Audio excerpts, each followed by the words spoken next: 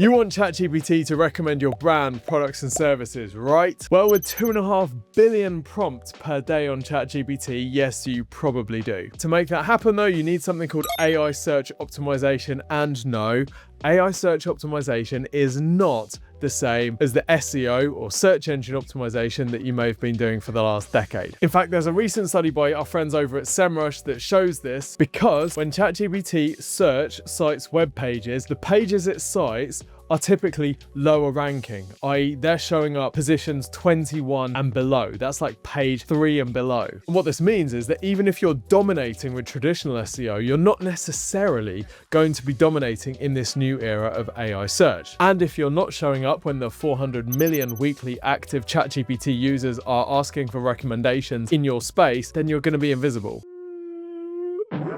Don't panic though, because today I'm going to show you how to use SEMrush's AI Visibility Toolkit to track and improve your visibility in AI search. And by the way, SEMrush gave us this tool to share with you. Thank you, SEMrush. Okay, so this is how you get into the tool. It's under the AI Visibility Overview. By the way, this tool is a beast. It goes so deep. The stuff I'm going to show you in the next few minutes is just scratching the surface. There's another whole layer below this where you can spend the rest of your career if you so choose. But we're just going to stick with the AI Visibility Overview to begin with. You stick in your domain name and hit check AI visibility. You almost immediately get some responses. I'm looking at Octopus Energy, which is the UK's #1 energy provider by market share, so I want to check to make sure I'm in the UK. You can also switch between different AI platforms. So right now you've got the choice between ChatGPT, Google's AI Overview, which is the bit at the top of the search results, or Google's AI mode, which is the separate sort of AI piece that you can navigate to from Google search. And they often give slightly different answers, which is why you can switch between them. But I'm going to look at all AI platforms, so that's going to amalgamate the results from these three. This tool is great for SEOs, marketers,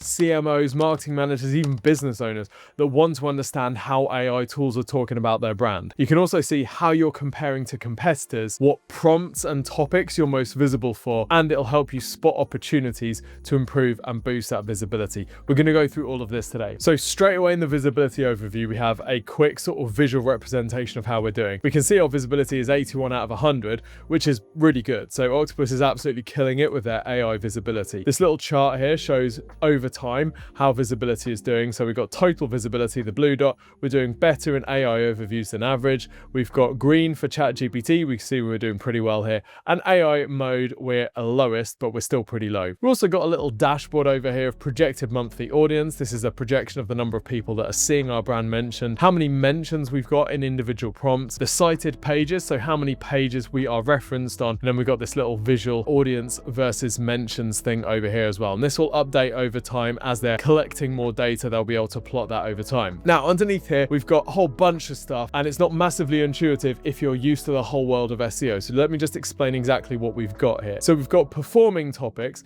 These are topics that people are searching for on these AI tools where your brand is showing up. Then we've got topic opportunities. These are topics where your competitors are showing up. Then we've got cited sources. So these are websites being referenced in the answers where your brand is showing up. Then we've got source opportunities. These are websites being cited in the answers where your brand is not showing up. And then finally, we've got cited pages. These are pages on your website that are being cited in these answers. There's a ton of stuff, even just in these sections here. This section here could inform your entire SEO search strategy. For example, in topic opportunities, you can see which topics your competitors are being talked about where you're not being mentioned. Let's just have a quick look at one of these to see how it would work. So under this topic of electricity bill payment and checking, remember Octopus Energy is an energy bill provider, so this is something that they might want to improve their visibility for. We can see individual prompts here, and we can see the AI tool's response. We can also see how many other brands are being mentioned, how many sources are being used. If we really want, we can click on that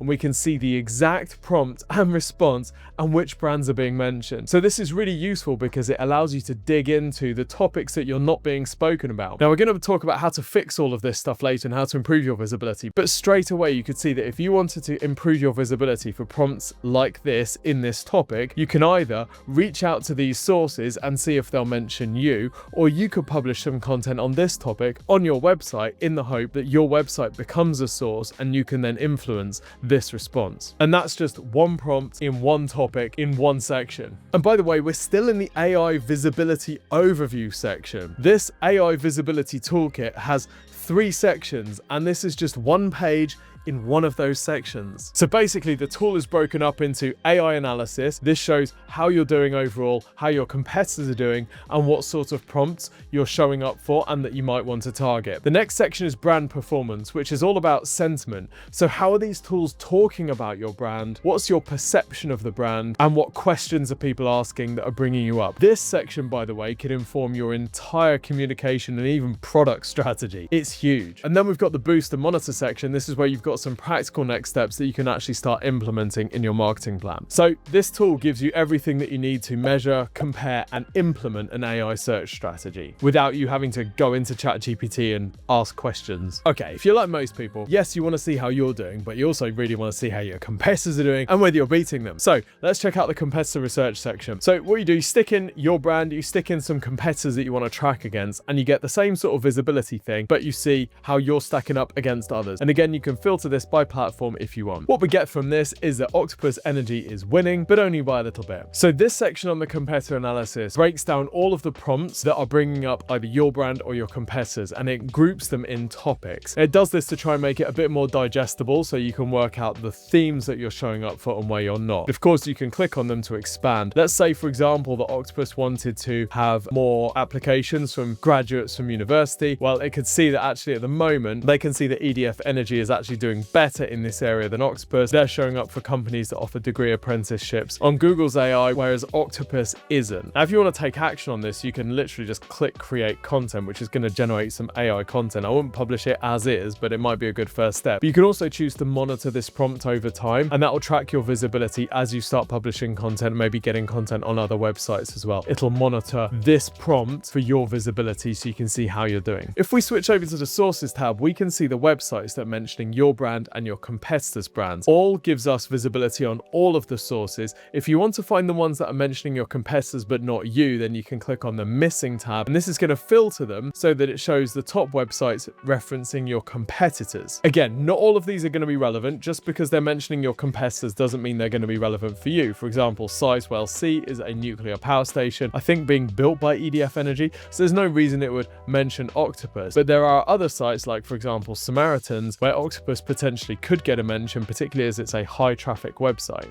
And if you're not sure whether or not you want to target a mention, if you click on the drop down, you'll see the prompt that is bringing up that website as a source. So you can see, is this prompt relevant? Yes, it is. Then I might want to reach out to Samaritan's website, see if they might want to include my brand. I can offer some tips as well, and maybe AI will then pull through my brand in its answer. Okay, we mentioned prompt tracking there, and that's a really cool feature. So this allows you to measure your visibility for certain prompts over time to see whether the things that you're doing are improving your visibility or not. Now, it has to be said that with AI tools, because they're not deterministic, i.e. they're making up a new answer each time, your prompt visibility isn't as stable as maybe your search rankings. You know, if you're on a tool like SEMrush and you say, right, I'm position number 3 in the UK for this particular keyword, you can be pretty sure that tomorrow you're pretty much going to be in position 3. Maybe you'll move up or down, but those rankings tend to be fairly stable. Whereas with AI tools, because they're coming up with a new answer every time, whether or not they're including you can feel a lot more random. So if you're the sort of person that sits there all day hammering refresh on your rankings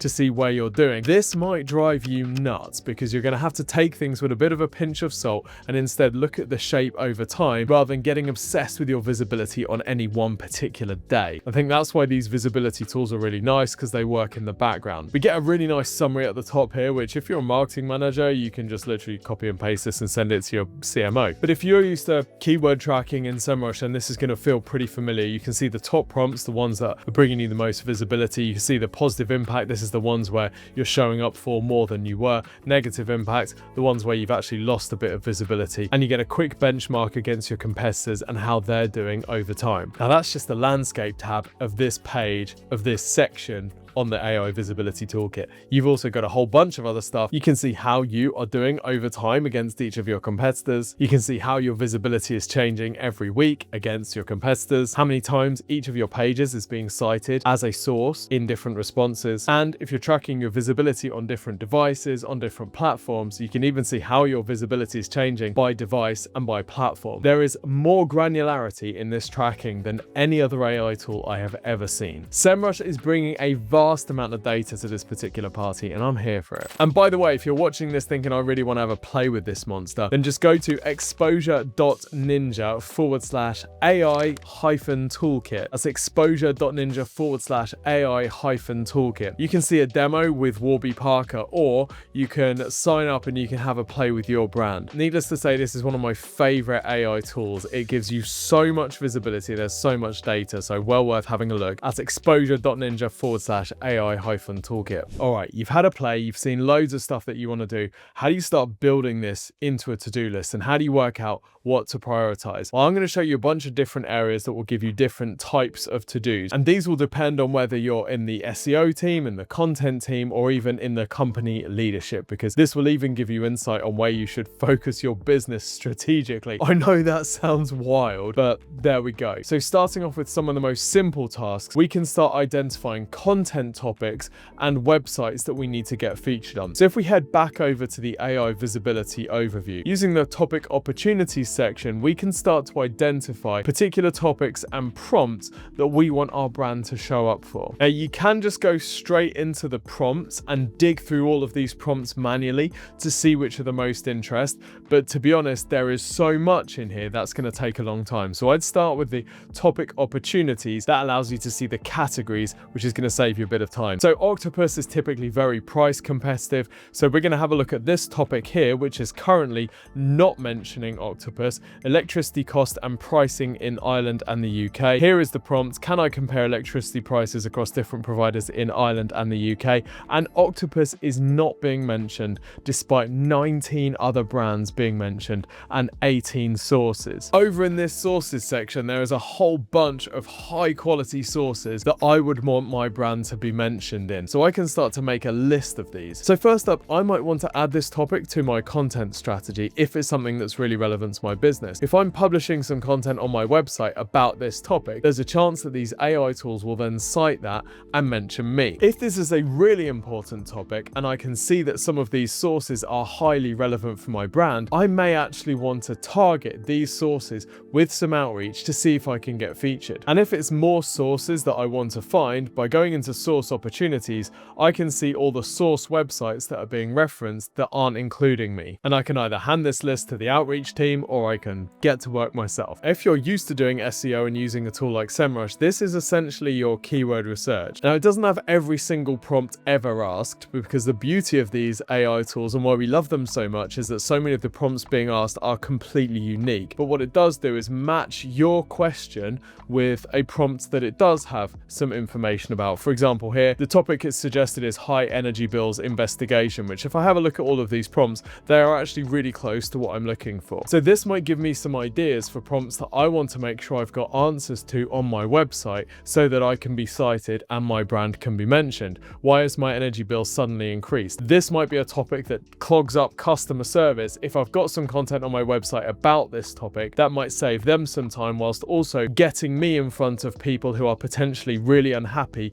with their competitor provider. So I can see the prompt and the full response inside ChatGPT, and again, I can go out to these sources if necessary, reach out to them, offer my contribution, and maybe produce some content on my own site about this topic to help increase my chances of being recommended. Or maybe you've got some content about this topic, but it's just not being cited. What can you do about that? Well, we've produced other videos on how to optimize your content for AI search, so check those out. We'll link in the description. All right, let's say that we want to take things to another level, and you don't just want to be recommended, but you want to be recommended by these AI tools favorably. You want to influence your brand sentiment. Well, that's where you go to the brand performance section. This section gives you everything and anything from content recommendations to adaptations to your business strategy. It really is absolutely wild. So we've got an insights section up at the top here that gives you some overview stuff. You can see your overall sentiment, so how these AI tools are talking about you, whether that's favorable or whether it's just a bit meh. And you can see your share of voice against your competitors. And then we've got key business drivers. So down here,